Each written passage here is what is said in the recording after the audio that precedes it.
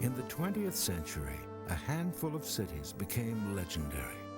Art, culture, and life itself burned brighter there, flamed by a tolerance that allowed eroticism, permissiveness, and sin to flourish.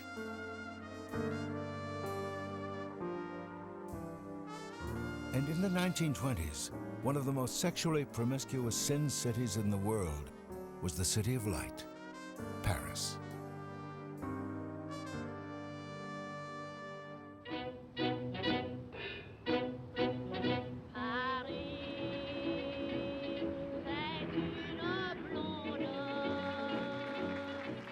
Paris had always been the naughty capital of the world. There was all kinds of licentiousness and naughtiness. Somehow, World War I changed that from just rowdy, innocent, dirty fun into something a little kinkier, sort of ripping off of the restraints of before the war. Parisians, after suffering through almost 4 years of deprivation and hardship, were ready to live again. And their city, the City of Lights, which had been dark for much of those war years, was once again lit up. And once again, Paris became the pulsating center of modernity and artistic creativity. Anybody who was alternative, anybody who felt they were stifled where they were in their own country, anybody who felt that they had more to them than could be expressed where they were, came to Paris. An enormous number of Americans, but also Spaniards, Germans, English, and Canadians converged on Paris. Paris in the 20s is remembered by the French as les années folles, the crazy years. And it was because Paris was crazy that some of the most creative minds in the world made it their home. Here, not only was independence and eccentricity tolerated, it was actually encouraged. And here they would revolutionize the art, music, and literature of the 20th century. People from all over the world gave it the richest, the most highly charged, erotic character of any city in Europe at the time.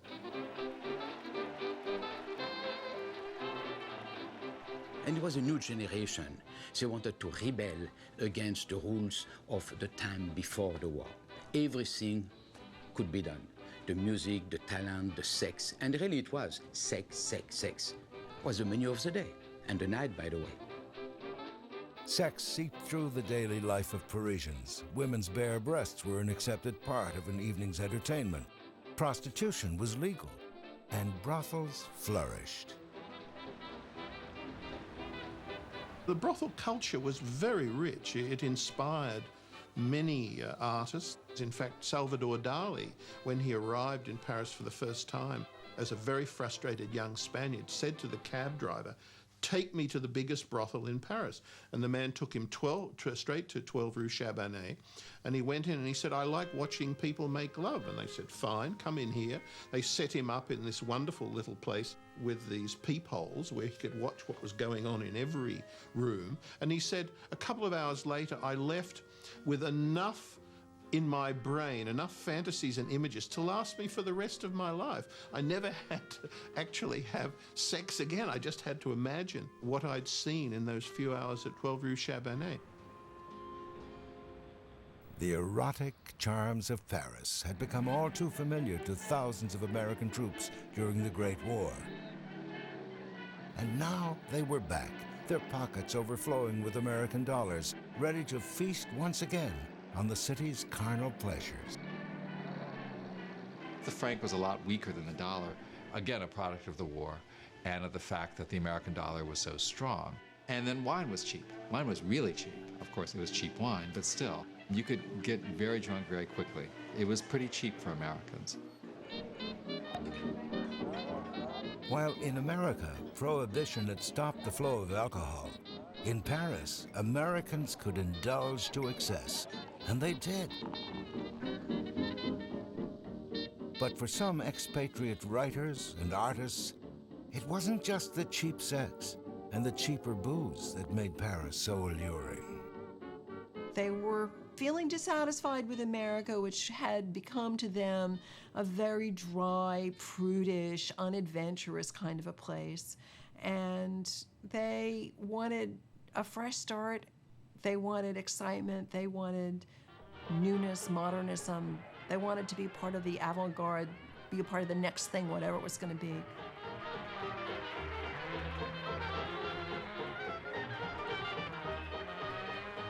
The foreign artists who came to Paris from small towns really looked at Paris as a city of sin. Hence, a city that's free and open. You can have sexual relations, you can have alcohol, you can have drugs. Ernest Hemingway, who is from Oak Park, Illinois, where, as he said, the lawns were wide, but the mines were narrow. If he said he was a writer there, they would say, well, when are you going to grow up and get a real job? But in Paris, it mattered that you were an artist. And so they felt very free to live the life that they wanted to. And the French really put no restrictions on their behavior at all. Paris was a wild and crazy place, especially in the 20s.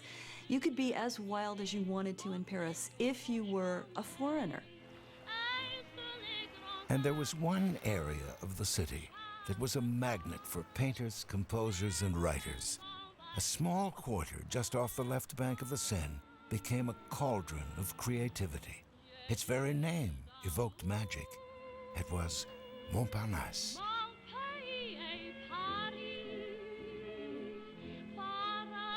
In its cafes and bars, the artistic geniuses of the age gathered. Picasso, Chagall, Hemingway, Callahan, Joyce, Fitzgerald. Here they argued, sang, and caroused till dawn. Here they shared their money, their lovers, and most of all, they shared ideas. The cafes were a combination of office, living room, and stage. It's where everyone appeared. It's where everyone met, and no one asked you who you were or where you came from. And anyone could come and sit down and start talking and sit at any table. You came and you were part of the group. And into this incredible cosmopolitan colony of talent came an aspiring avant-garde artist from Brooklyn. Manny Rudnitsky had already changed his name to Man Ray, and Paris would complete his transformation. Man Ray was a very distinctive person, a very aggressive, dynamic person, mighty atom, as it were. And the moment he came here, he recognized that he could work this city. He had that real Brooklyn, New York, get up and go thing. He wasn't a dilettante in any sense. And so, after he failed to sell any of his surrealist paintings, Man Ray turned to another art form to make ends meet. Man Ray started out taking photos of James Joyce and Hemingway and a lot of the French authors. And then because he was part of the Dada group and the Surrealist group, he took portraits of all of the people in his group.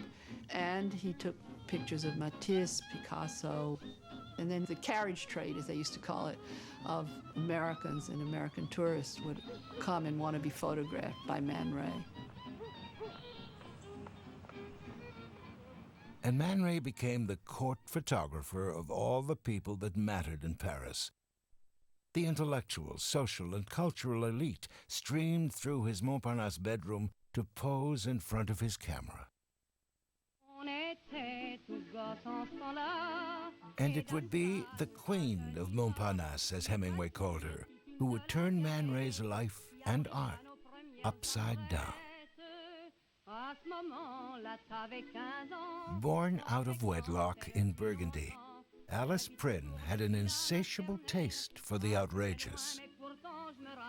Alice Prynne came to Paris because she was an exhibitionist and, I mean, essentially a whore at heart, I think it's fair to say. And in Paris, she could live the life that perhaps all whores imagine that they can live. Alice Prynne decided to change her name to Kiki. It didn't take long for the regulars along the Boulevard Montparnasse to gossip about Kiki's latest adventure. Many people looked on her as a woman of the street. I think she came alive at night, so freely and openly and barely clad. Kiki was used to nudity. As a model, she was a favorite of all the up-and-coming sculptors and painters of Paris. They all liked her, and if she liked them, then she would take them to bed. And if she really liked them, she'd move in with them and become their mistress. The artist Fujita tells a story when she comes in to be painted by him. She takes off her coat and she's nude underneath completely. She was totally natural. She talks about when she modeled for Fujita that he was fascinated by the fact that she didn't really have a lot of pubic hair, and he would come up and look very close and very funny, no hair. he liked that in her as a model. And she didn't wear underwear. At night, Kiki would haunt the bars and clubs, prepared to help her down-and-out friends by exposing her breasts to tourists for a few francs, or better still, a few American dollars. Kiki was a free woman. She was the first feminist. She was totally aware of herself. She didn't depend on anybody.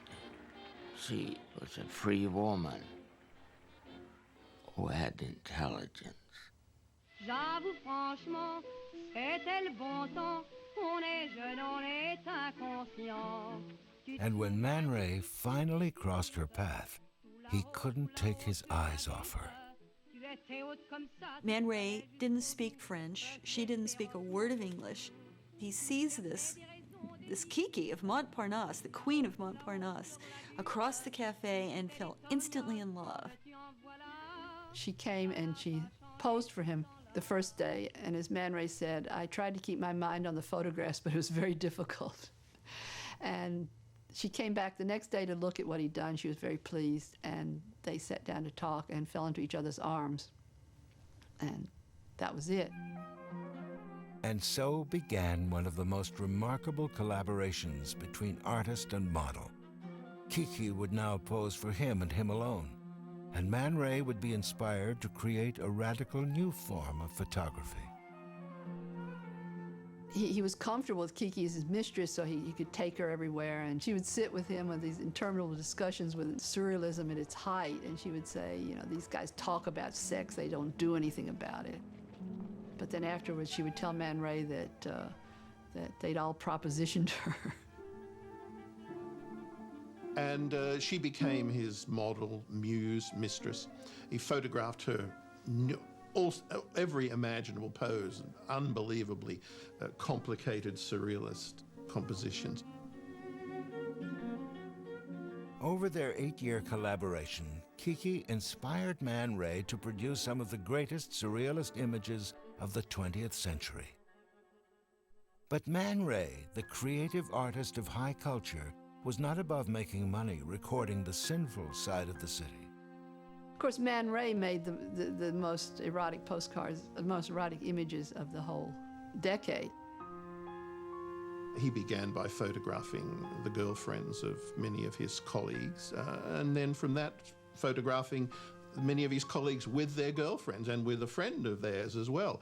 And he began then to photograph the girlfriends together, and he had a lively sale for these photographs.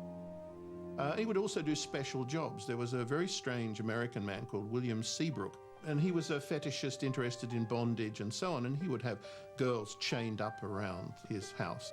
Consensually, they were equally interested in being chained up as he was for seeing them chained up. And Man Ray would come to dinner, and Man Ray would photograph the girls and Seabrook and so on. Paris was like a smorgasbord of sex. And virtually every imaginable sexual taste could be catered to in the brothels of Paris.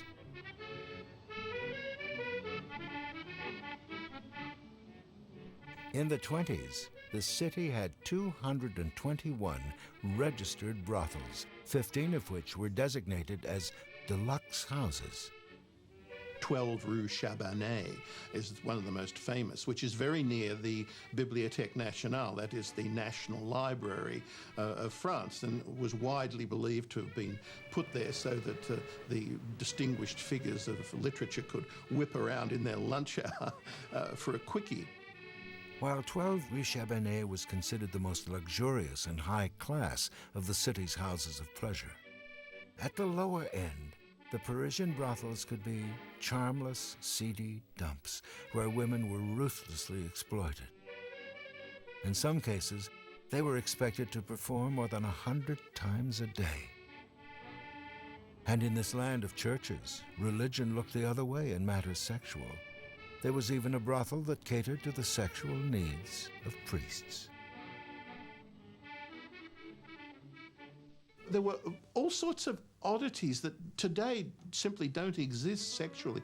For instance, it was considered a very attractive perversion to have a hot omelette laid out on your flesh straight from the pan. And they used to have little kitchenettes there so that people who wanted this particular perversion could have it supplied. If it turned you on, they could fix you up.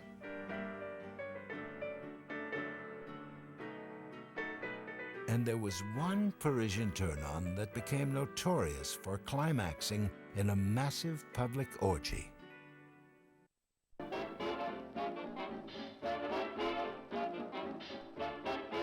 In the wild 20s, Parisians embraced a peculiarly French sexual custom and turned it into a craze. There's a long established tradition in French sexual life of what is called la partouze. It's a corruption. It means the dirty party. And the partouze is group sex, either between 3 people or 10 people or 100 people, what we would call an orgy. Though the French didn't see it in that light, they saw it as just having some fun with friends.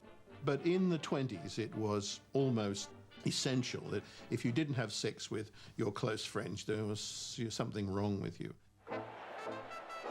And there was one partouze that became Paris's most notorious party of the year. There was a yearly ball at that time of the art students in Paris where everybody got dressed up in costume and just took over Paris for the night. Organized by the art students of the École des Beaux-Arts, it was held every spring as their year-end blowout. Known as the Ball of the Cat's Hour, it spilt into the streets of the city in a bacchanalian orgy of alcohol and sex. You were expected to go naked and very elaborately painted or otherwise decorated, and things would deteriorate in the course of the evening, and these turned into massive sexual encounters. At one of these balls, a young American woman named Caresse Crosby made a dazzling entrance, even by the outrageous standards of the Cat's Hour. Caresse rode an elephant. She was naked on top and took first place. She always said it was her breasts that actually won the prize. Harry and Caresse Crosby were probably the most flamboyant and certainly one of the richest couples in Paris. Harry Crosby was a Boston blue blood, nephew to American tycoon J.P. Morgan. Caresse was a married woman with children when they met. Their affair and subsequent marriage scandalized Boston. They came to Paris to escape and to fulfill their literary dreams. Harry Crosby was a writer and publisher and founder of the Black Sun Press, and a famously decadent guy who had an apartment where there was a skeleton standing at the foot of the stairs with a dish full of condoms for visitors when they came to parties at his house. They also lived such a Pompeian life. They had orgies in their home. They would invite people to bathe with them in their bathtub. They walked their whippet on a jeweled leash through Paris. They named their dog Clitoris. Sex permeated their world. Harry was an incessant womanizer, and Caresse also had her share of affairs. A lot of hashish, opium. They were big drinkers. Really, sort of wild. Harry once sent a telegram home. He wrote, "Please sell $10,000 worth of stock. We've decided to lead a mad and extravagant life." They liked inviting people into the bathtub. And she did come home one night and find him in a bathtub with 2 or 3 women. And she implies they weren't just sitting there. She didn't mind. They had an open relationship. Besides publishing their own experimental poetry, they brought to the world the works of their Parisian literary friends, including James Joyce and D.H. Lawrence, 2 authors who were labeled as pornographers. Harry and Cress Crosby were very free sexually. As Cress would always say, "I say yes to everything." She was doing that when she was 80 years old. She said, "I say yes to everything." Saying yes to everything could have been the motto for many of the expatriate women of Paris. The city gave them freedom, freedom from the conventional, the predictable, freedom from the pressure to marry and to have children.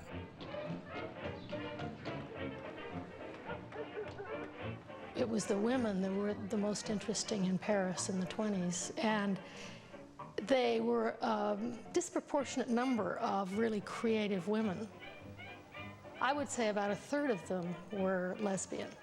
So they had an additional reason for being in Paris, because they had a lifestyle that would not be looked on favorably in their hometowns, and they could live quite freely because they were foreigners.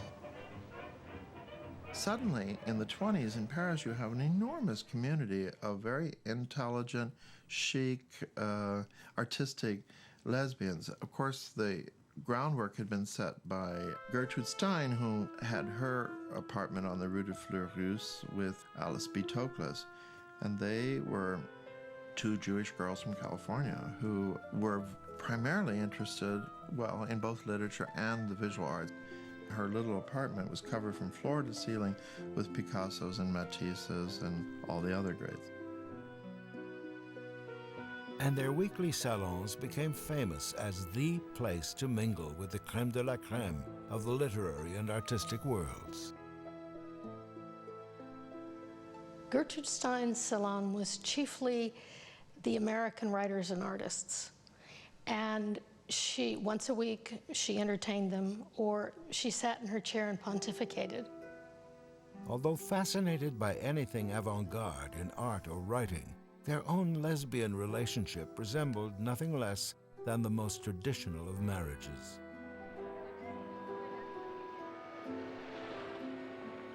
But just a few blocks away, there was another American lesbian writer who hosted her own salon. Her sexual relationships were anything but traditional. Natalie Barney was an American from Cincinnati, very, very rich. She was called the Amazon of letters. She wrote lots of novels, and she had lots of torrid affairs, and women seemed to not be able to resist her. And she would shower them with kilos of chocolates and flowers, and she was an old-fashioned, gallant pursuer of women. "I will live as I choose" was her simple declaration of freedom. And in Paris, Natalie Barney was free to live an openly lesbian life. Natalie Barney had a house on the Rue Jacob, and behind it was a temple to friendship where only women were admitted. While the temple in the garden was reserved for women only, Natalie Barney's Friday salons were open to the artistic geniuses of her generation. It was also a salon where women would flaunt their lesbianism.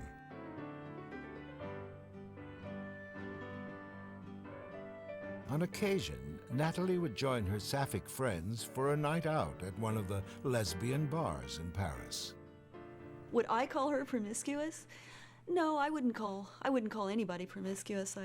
But she was, yeah, she was. By most standards, she was completely unfaithful to anybody and everybody. For Natalie, loving someone was in large part about the conquest. She loved conquest. I think to Gertrude and Alice, Natalie just seemed like a slut. And there's a story where Alice once joked around about Natalie, saying that she picked up her lovers in the toilets of department stores. It really reveals the attitude that she and Gertrude had, that Natalie's promiscuous love life was dirty. But Natalie and many of the American lesbians felt that they could be quite free and do anything they wanted to in Paris, and they were absolutely right. Sur cette terre, ma seule joie, mon seul bonheur, c'est mon homme. But life for homosexual men in Paris had a more furtive edge to it. At night, they could be found cruising a select group of public gardens, each park known for a particular sexual specialty. The railings of the Luxembourg Gardens on Rue Vaugirard was very well known as the place for sadomasochists to meet others of a like persuasion. There was an area in the Tuileries Gardens which is known as Tata Beach, Tata being a slang term for male homosexual. It was what they now call a meat rack, a place to meet gays and male prostitutes. And a walk on the wild side was exactly what John Glasgow wanted to experience. A young poet from Montreal, he fled, as he wrote, from the lingering Victorianism of Canada for the licentiousness of Paris. He also came with expectations of becoming a literary lion. Glasgow belonged to the expatriate community on the left bank, and they would cross over the River Seine to go to the American Express office to pick up their checks. And the checks arrived from families who were relatively well-to-do or who could afford to support them. Born to money and privilege, Glasgow had come to France with fellow Montrealer and aspiring author Graham Taylor. Together, they were known around Montparnasse as the Clever Little Devils. They had a homosexual relationship, clearly, but they also saw women. And it didn't seem to be a problem for them. And they talk about it, and they actually had seductions that they carried out and told one another about these seductions. Glasgow fell easily into a riotous life of drink and debauchery. When his father heard about his decadent lifestyle, he cut his son's allowance. Glasgow was on his own. He lived on the streets of Paris for a while. He was out of money, doing really God knows what. Sleeping under the bridges of Paris, becoming more and more down and out, drifting into circles which were either connected with prostitution and or pornography or the lower life. A pornographer made him an offer that was hard to turn down. He was approached basically to pose, and they would have been used as the filthy postcards for which Paris is famous at that time. Paris's flourishing sex trade had become a means of survival for John Glasgow, the starving poet. He was a male prostitute not for male homosexuals, but for women. He worked in a brothel where women would go to secure the services of attractive young men. Drawing from his experiences, Glasgow would write in his classic memoirs of Montparnasse that he had sunk into greed, sloth, and sensuality. It was, of course, a time in Paris when hedonism was everywhere, especially uptown, where at night, in the most decadent and sinful quarter of Paris, the streets were filled with a brand new sound that oozed sex. It was syncopated. It was black. It was jazz.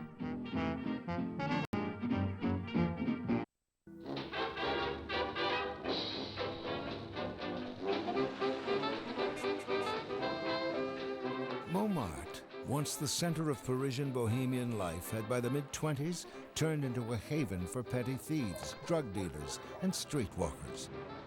It was also the place of bare-breasted dancers at the Moulin Rouge at open all-night bars, and seemingly endless quantities of champagne and watered-down drinks. Montmartre was where tourists flocked to every night.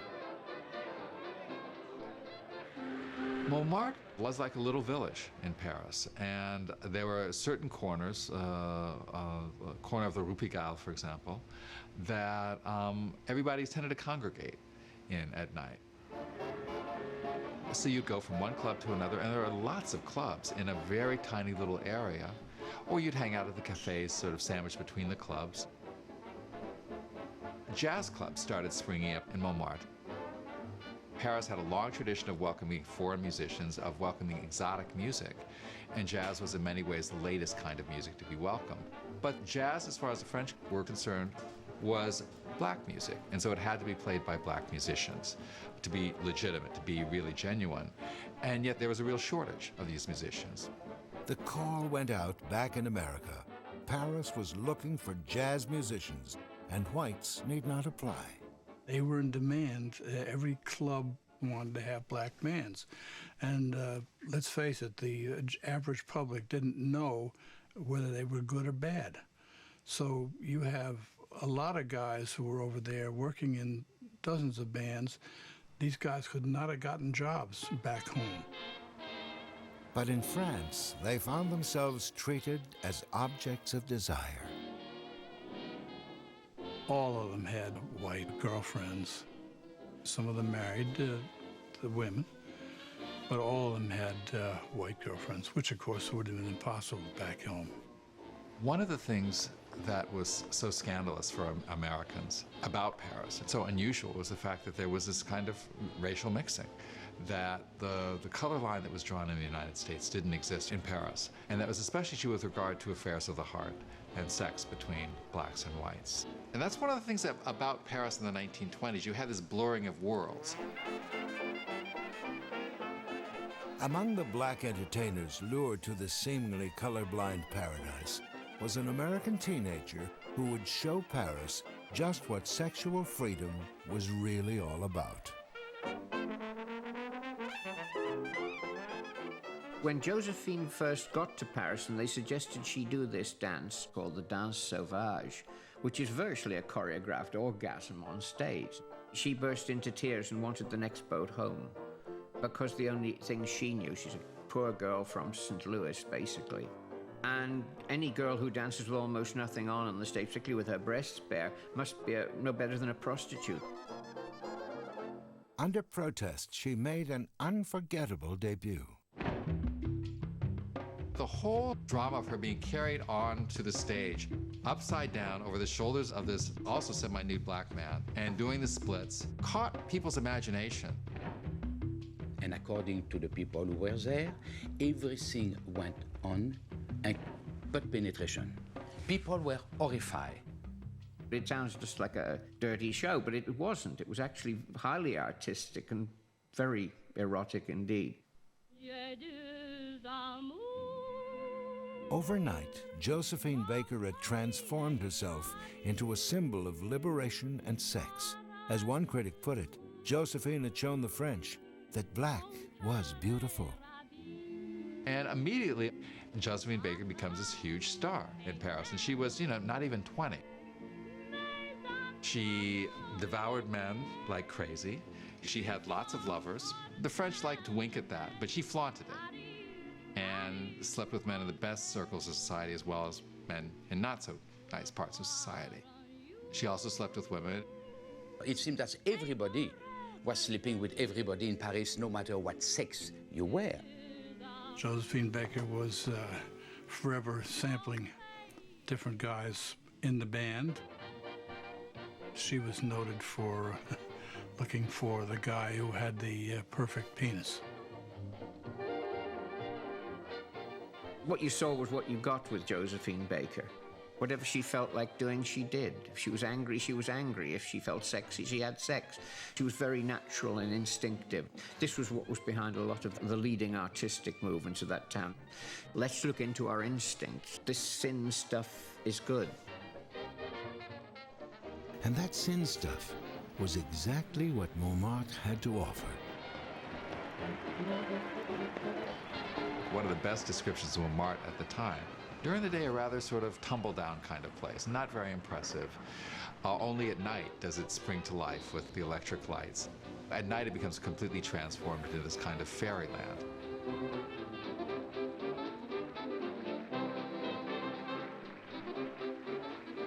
One of the favorite things to do was to bar hop in Montmartre, going from one jazz club to another.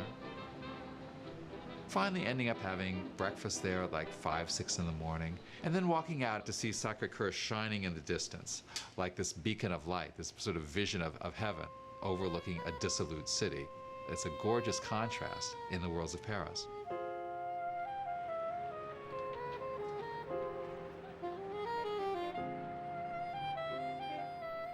People did carry firearms. Often they carried firearms so they could get paid. Sometimes they literally had to stick up their employers to collect their money that was owed to them by bartenders or nightclub owners. And this was often easier said than done. There were a lot of gangsters in Montmartre, a lot of foreign gangs. It could be a rather violent world because Montmartre was the center of the cocaine trade in Paris. There'd been drugs in Paris before the war. There'd been absinthe, after all. That was one of the big drugs of choice. Opium came along with all the Chinese art that was suddenly everywhere. Marijuana came with all of the Turkish and Arabic world art that was suddenly there. There were drugs everywhere, and people used them. They had always used them before, but there were probably more now than ever. There were people with money to burn and plenty to spend it on, and a lot of it was X-rated stuff. And every evening, the X-rated district of Paris, Montmartre, beckoned to those across the river in Montparnasse with promises of sinful pleasures. A classic person who made the journey that traditionally every night, practically from Montparnasse to Montmartre, was Cole Porter, the famous songwriter. He would go up there every night and basically drink the night away until the place closed.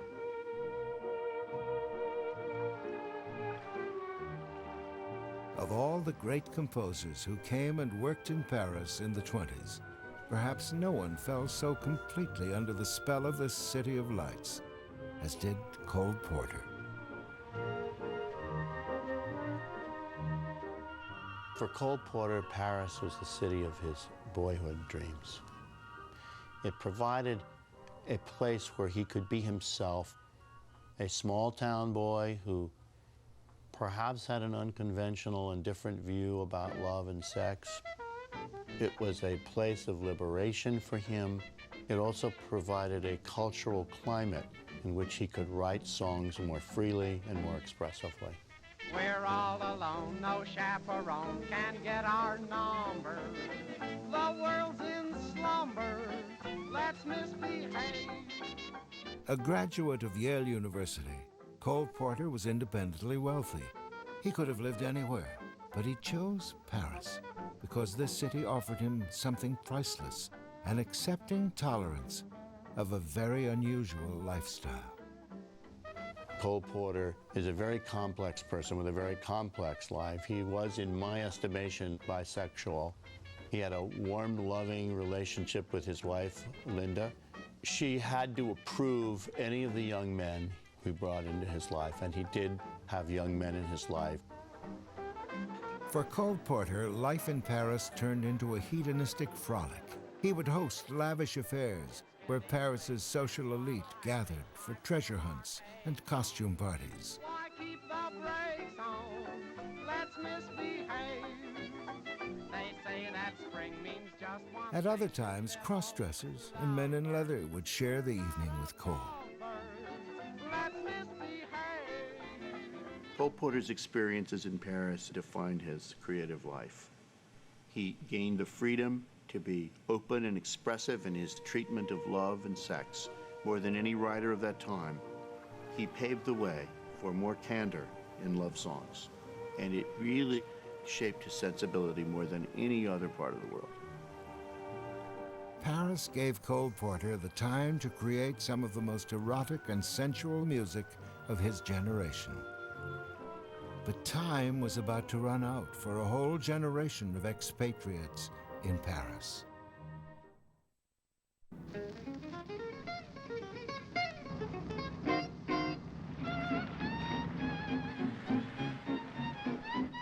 the late 20s, another wave of Americans flooded into Paris. But this time, they weren't creative souls looking for freedom and inspiration. They were just plain, old-fashioned tourists. Toward the end of the 20s, more and more, the world of drinks took over from the world of ideas. The cafes began to be more and more filled with tourists, filled with visitors. If you ordered breakfast at the Dome, you could get cornflakes with a bow to the American tourists. They streamed into the city in staggering numbers, more than 250,000 annually. With their economy booming, Paris was a cheap and slightly risque place for Americans to visit. You had enormous numbers of tourists going to visit all of the traditional French sites and also going to nightclubs. So much so that by the late 1920s, there were actually riots against American tourists because they were seen as these sort of vultures descending on Paris and taking over the country. And then, late in October of 1929, just as Parisians were growing weary of the hordes of sightseers, news reached the city. The stock market had crashed in New York, and suddenly the stream of money that had supported all those American tourists and artists was cut off.